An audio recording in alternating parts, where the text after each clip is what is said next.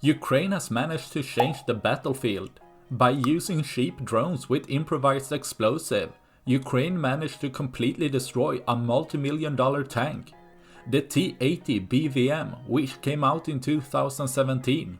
While the tank was abandoned, most likely after running over a mine, instead of retreating and repairing the tank, the crew abandoned one of Russia's most modern tanks with the hatch open, causing a small cheap drone to be able to completely destroy the tank. This cleanup works as an effective and cheap way to ensure Russia can't use what they once lost, leaving one less tank for Ukraine to worry about tomorrow. That's all I had for this video. Please like and subscribe for more. Thanks for watching. Bye.